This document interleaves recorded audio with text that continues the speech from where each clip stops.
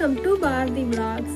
இன்னைக்கு நம்ம எதை பற்றி பார்க்க போகிறோம் அப்படின்னு சொல்லிட்டு பார்த்தீங்கன்னாக்கா, பாரிஜாத பூ பற்றியும் அதனோட மருத்துவ குணம் பற்றி தான் பார்க்க போகிறோம்.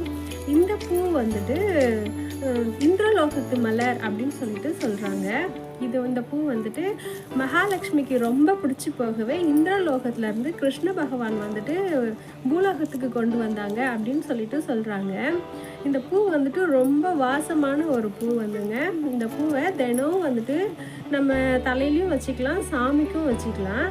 வெள்ளிக்கிழமை பார்த்தீங்கன்னா இந்த பூ வந்துட்டு ஈவினிங் டைமில் சூரியன் அஸ்தமனம் ஆனதுக்கப்புறம் வந்துட்டு மகாலட்சுமிக்கு வச்சு நம்ம வந்துட்டு விளக்கேற்றி நம்ம என்ன வேண்டிக்கிறோமோ அதை வந்து மகாலட்சுமி வந்து மனமுருகி நமக்கு வரம் கொடுப்பாங்க அப்படின்னு சொல்லிட்டு சொல்லுவாங்க. இந்த பூவே வந்துட்டு ஈவினிங்கில் தாங்க பூக்கும். ஈவினிங் சூரியன் மறைஞ்சதுக்கு அப்புறம் தான் வந்துட்டு இந்த பூ மலரவே ஆரம்பிக்கும். இந்த பூ வந்துட்டு ஈவினிங்கில் அவ்வளோ ஒரு வாசமாக இருக்கும். நம்ம தோட்டத்து பக்கம் போகணுன்னாலுமே அவ்வளோ ஒரு வாசமாக இருக்கும். அதனால் இந்த பூ வந்துட்டு நீங்கள் கண்டிப்பாக வீட்டில் ஒரு செடியாவது வச்சு வளர்த்துக்கங்க. இப்போ வந்துட்டு இந்த பாரிஜாதத்துக்கும் இந்த செண்பக பூவுக்கும் வந்துட்டு ஒரு ஒத்துமை இருக்குங்க.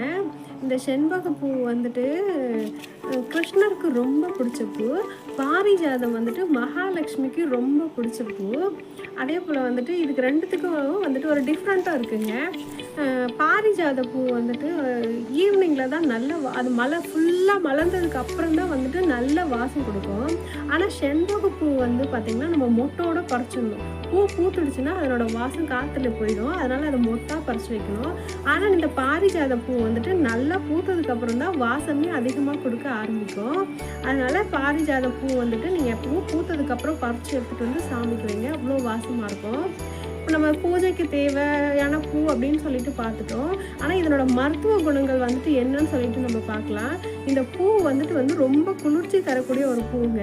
இப்போ நம்ம சிஸ்டத்தை பார்த்துட்டே இருக்கோம், நம்ம கண்ணுக்கு எரிச்சல் அதிகமாகுது, இல்லை நம்ம சரியாக தூங்காததுனால நம்ம கண் செவந்து போச்சு, கண்ணில் வேறு எதனா தூசு விழுந்து செவந்து போச்சு அப்படி போல் இருந்துச்சுனாக்கா, நம்ம இரவு தூங்க போகிறதுக்கு முன்னாடி பார்த்திங்கன்னா இந்த இதழை தண்ணியில் நல்லா வாஷ் பண்ணிவிட்டு கண்ணை மூடிட்டு கண்ணுக்கு மேலே வந்துட்டு வச்சுட்டு நைட்டு ஃபுல்லாக தூங்கிட்டோம் அப்படின்னு பார்த்தீங்கன்னா காலையில் எழுந்து பார்த்தீங்கன்னா உங்கள் கண் வந்துட்டு அவ்வளோ ஒரு ஃப்ரெஷ்ஷாக இருக்கும்.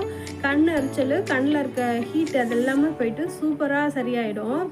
அதனால் வந்துட்டு இது சாமிக்கு அப்படின்றது இல்லாமல் நம்ம வீட்டில் எப்பயுமே வந்துட்டு தேவைக்கான பொருளை வளர்க்குறது நல்லது தான். அதனால் இது ரெண்டுத்துக்குமே உபயோகமான ஒரு பொருள் தான். நீங்கள் கண்டிப்பாக வந்துட்டு வீட்டில் வளங்க. இது எப்படி வளர்க்குறது அப்படின்னு சொல்லிட்டு நம்ம பார்க்கலாம். இது மெயின்டெனன்ஸ் அதிகமாக தேவைப்படாத ஒரு செடிங்க. இதை ஒரு செடி வச்சுட்டிங்கன்னா இதில் அது பாட்டுக்கு தானாக வளரக்கூடிய ஒரு செடி தான். இதுக்கு பூச்சி தாக்குதல்ன்ட்டு பார்த்தீங்கன்னா என் செடியில் இது வரைக்கும் வந்ததே கிடையாது. நான் இதுக்கு பூச்சிக்கு மருந்து அடித்த ஒரு நாள் கூட இல்லவே இல்லை. இதுக்கு வர ஒரே ஒரு பிரச்சனை என்னன்னு பார்த்தீங்கன்னாக்கா மொட்டு கீழே கொட்டிடும். நிறைய மொட்டு வைக்கும்போது அதனோட மொட்டு கீழே கொட்டிடும்.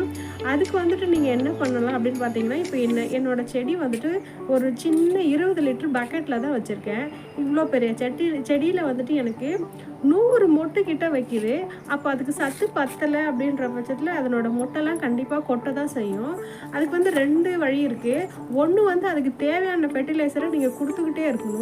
இல்லை எங்களால் அந்த மாதிரி கொடுக்க முடியல அப்படின்றப்போ அதை அதுக்கு இவ்வளோ கிளைகள் விடாமல் கட் பண்ணி விடணும். கொஞ்சம் பூ மட்டும் ஒரு 20 பூ 25 பூ பூக்கிற அளவுக்கு போதும். அப்படின்றப்போ மற்ற கிளையெல்லாம் கட் பண்ணி விட்டுட்டிங்கன்னா இந்த பூ உதிர்தல் ப்ராப்ளமே இருக்காது. அவ்வளோதான் ஃப்ரெண்ட்ஸ். இந்த செடி வளர்க்குறது ரொம்பவே ஒரு ஈஸியான மெத்தட் தான். நீங்கள் எல்லோரும் கண்டிப்பாக வளர்க்கணும். இந்த செடியை பற்றி வேறு எதனா டீட்டெயில்ஸ் உங்களுக்கு தெரியலனாலும் நீங்கள் எங்களுக்கு கமெண்ட் பண்ணுங்கள், நான் உங்களுக்கு சொல்கிறேன். ஓகே, இந்த மாதிரி யூஸ்ஃபுல்லான விஷயம் உங்களுக்கு தேவைப்பட்டுச்சுன்னா மறக்காமல் எங்கள் சேனலை சப்ஸ்கிரைப் பண்ணுங்கள், லைக் பண்ணுங்கள். ஓகே, பாய்.